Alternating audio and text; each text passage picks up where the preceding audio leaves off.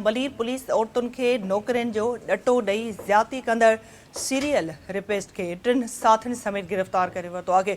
SSP investigation Mazda Parveen हाले पोटो जी अॻवानी में मलीर कैंट पुलिस कार्रवाई कंदे औरतुनि सां लॼालुट जे वाक़िअनि में मुलविस आदि ॾोहारी आमिर अली खे 3 साथियुनि मोहम्मद ज़ैन, नोमान ख़ान ऐं सईद समेत गिरफ़्तार करे वरितो आहे।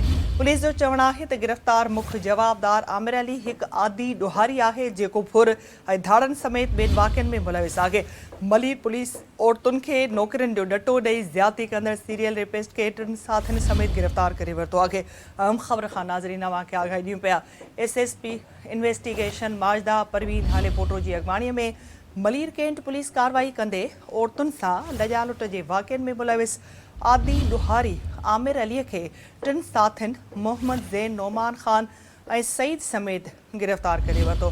पुलिस जो चवणु आहे त गिरफ़्तार मुख्य जवाबदार आमिर अली हिकु आदि ॾोहारी आहे जेको फुर ऐं धाड़नि समेत ॿियनि वाक़िअनि में मुलविस आहे। अहम ख़बर खां अवांखे आगाही ॾियूं पिया। मलीर पुलिस औरतुनि खे नौकरियुनि जो ॾटो ॾेई ज़्यादती कंदड़ सीरियल रेपिस्ट खे 3 साथियुनि समेत गिरफ़्तार करे वरितो आहे।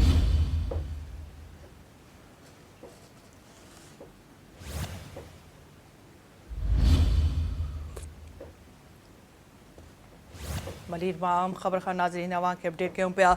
मलीर पुलिस औरतुनि खे नौकरियुनि जो ॾटो ॾेई ज़्यादती कंदड़ सीरियल रेपिस्ट खे 3 साथियुनि समेत गिरफ़्तार करे वरितो आहे। एसएसपी इन्वेस्टिगेशन माजदा परवीन हाले पोटो जी अॻवानीअ में मलीर कैंट पुलिस कार्रवाई कंदे औरतुनि सां लॼालुट जे वाक़िअनि में मुलविस आदि ॾोहारी आमिर अली खे 3 साथियुनि मोहम्मद ज़ैन, नोमान ख़ान ऐं सईद समेत गिरफ़्तार करे वरितो।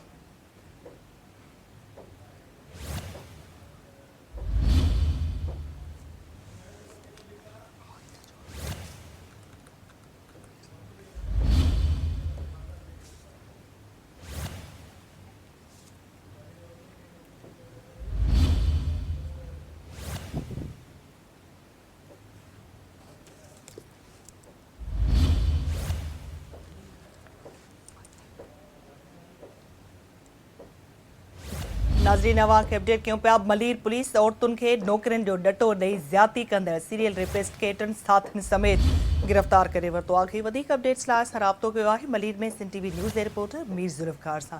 ज़ुल्फ़कार, अपडेट कजो मलीर पुलिस जेका कार्रवाई कई आहे।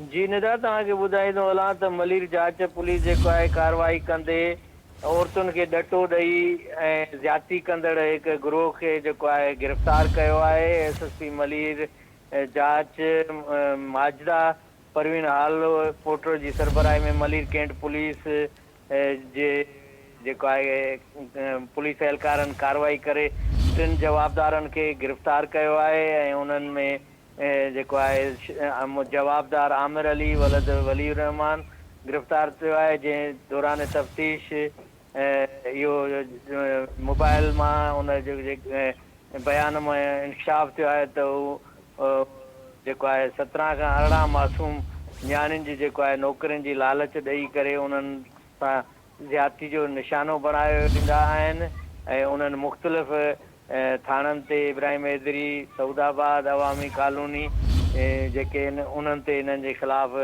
केस दाख़िल आहिनि। जी ठीकु आहे, अपडेट करण लाइ ज़ुल्फ़कार वॾी महिरबानी अवांजी।